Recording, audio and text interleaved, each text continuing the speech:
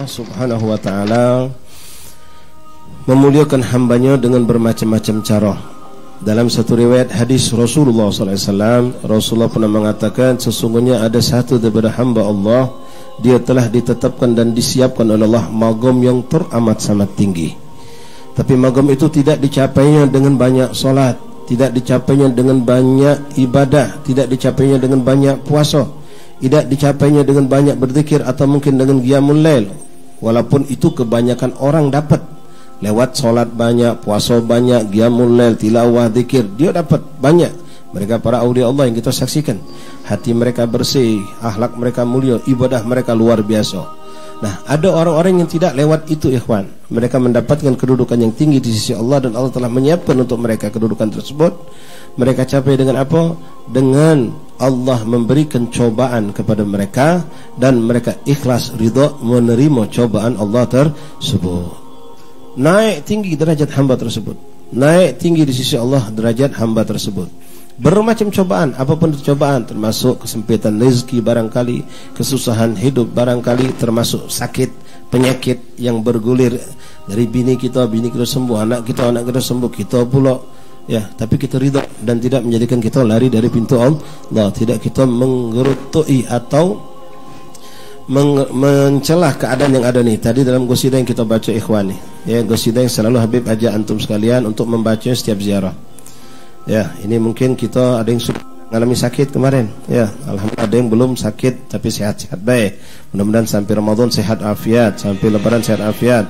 Nah, yang mungkin sedang sakit, ya, mudah-mudahan ikut mendengar.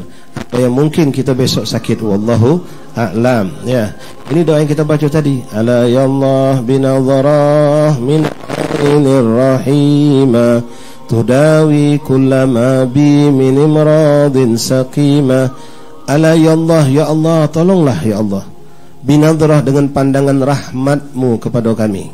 Ala ya Allah binadrah minal rahimah tudawi kullama bi, sembuhkanlah segala apa yang ada pada diri kami, min imradin sakimah, dari segala bentuk penyakit dan apa yang menyakitkan kami.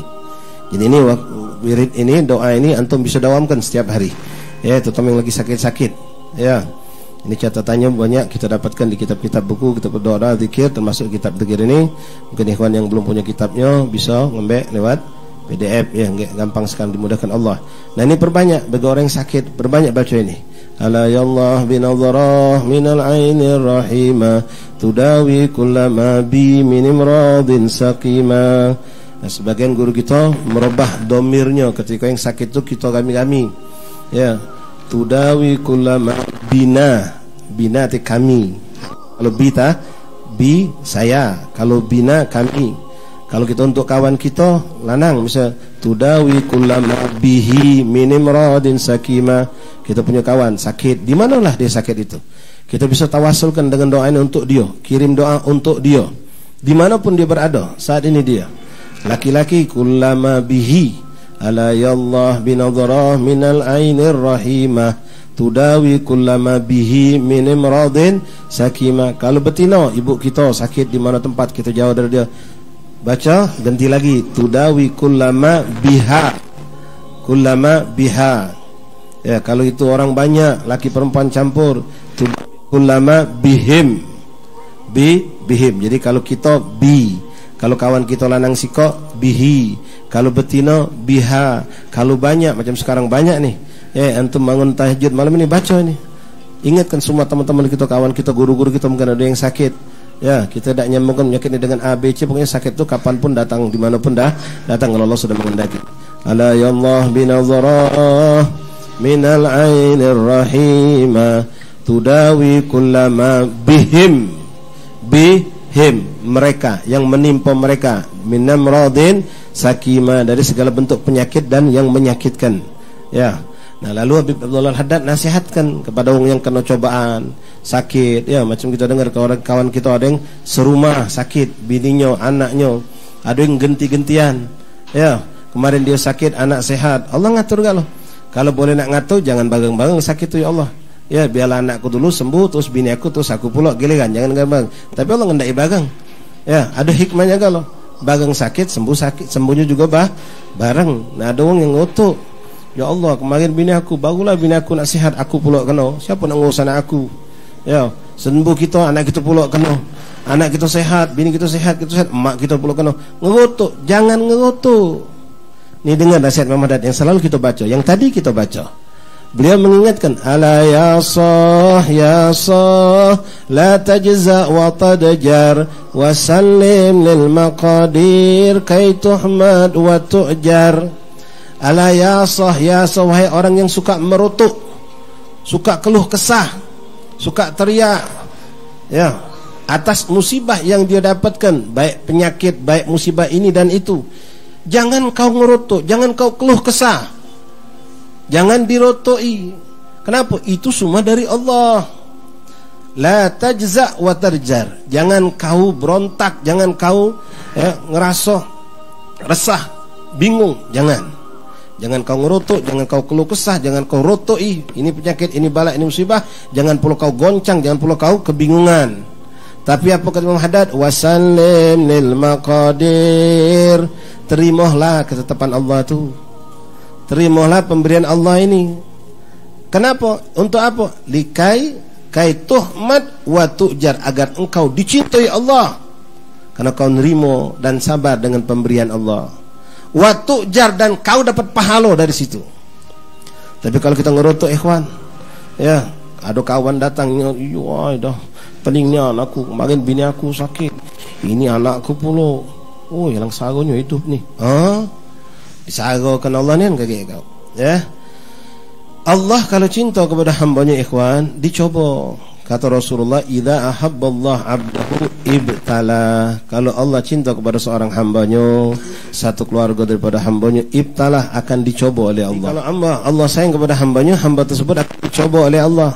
Ya, kita naik kelas, pengen naik kelas tanpa ujian, ya tidak bisa, diuji. Nah, yang sabar, yang ikhlas nerima ketentuan Allah, itulah yang akan naik kelas, itu yang akan mendapatkan kedudukan lebih di sisi Allah Subhanahu wa ta'ala. Bahkan di antara mereka ikhwani rahimani rahimakumullah, ya, ada seorang habaib, dia sakit. Dia dah galak ke dokter. Disuruh ke dokter, kakek, jangan dulu ngapo. Kalau aku ke dokter, aku cepat sembuh. Kalau aku ke dokter, aku cepat sembuh. Loh, ngapa macam itu? Kamu udah tahu apa? Aku ni sedang dicintai Allah. Aku merasakan kenikmatan bermesraan sama Allah, dengan Allah dicoba aku, dan aku ngerasa ridho. Aku ridho, aku ikhlas, Allah akan tambah cinta sama aku. Terus aku dengar Rasulullah ngomong, doa wong sakit itu mustajab. Nah, aku ni mumpung lagi sakit, nak aku wong banyak aja. Kalau aku cepat sembuh, kaki dah sempat lagi nak aku wong. Subhanallah. Ini orang yang punya husnudzon sama Allah, bersangka baik kepada Allah. Ada kawan kita sakit, kita kunjungi, berkat dia sakit, kita kunjungi dia, kita dapat pahala. Bahkan dalam suatu hadis qudsi, Allah mengatakan kepada hamba, wahai hambaku Allah, kenapa kamu memboikot aku? Kenapa kamu memboikot aku? Dia mana jafani, kata Allah dalam hadisul qudsi. Hamba berkata, ya Allah, mak mana kami nak memboikot engkau, sedangkan engkau adalah Tuhan, Rabb, Tuhan kami. Maka Allah mengatakan, iya, kamu telah memboikotku. Hambaku fulan sakit, kamu kunjungi, berarti kamu telah memboikot aku, kata Allah. Orang mengunjungi orang sakit dapat pahala. Jadi orang sakit itu jadi sebab kita dapat pahala. Jadi banyak hikmah kalau kita memandang dari segi positif, sakit, penyakit, segala macam itu. Jadi inti nasihat Imam Haddad tadi kita pegang, ala ya sah la tajza wa tarja. Jangan kamu goncang, jangan kamu banyak keluh kesah, ngerutuk, apalagi sampai ngomong macam tadi. Ai, pening ni anakku ni, tubi-tubi musibah ni. Kemarin mak aku sakit, mak aku bawa keluar rumah sakit lah, bini ku pula masuk rumah sakit. Sarunian hidup ni. Tak boleh, ucapan itu justru membuat Allah akan murka. Tapi tetaplah senyum. Serahkan kepada Allah, hasbunallah wa ni'mal wakil. Wa idza maridtu wa huwa kalau aku sakit, Allah yang akan menyembuhkan. Ya, dan kesembuhan itu di tangan Allah. Sakit itu datang dari Allah. Kita disuruh ikhtiar memang untuk sembuh, untuk sehat. Tapi tetap kapan sembuhnya, dengan obat apa kita sembuh, tanpa obat, itu semua aturan Allah Subhanahu wa ta'ala. Berobat tidak bertentangan dengan syariat Islam. Bahkan Rasulullah SAW menyuruh kita mencari obat kalau sakit. Ya, tapi jangan bergantung kepada obat. Ngatakan obat itu yang menyembuhkan kita. Kalau tidak obat itu aku minum tak sembuh aku. Ya, ini hati-hati ikhwani rahimani rahimakumullah. Jadi orang yang sakit seperti ini, subhanallah, kalau kita boleh katakan, dan ini bukan uji wong tu ngenyel, ya. Wong lagi susah, kita katakan kau ni dapat untung. Tidak ikhwan, wong sakit di bulan Rajab ini dapat untung.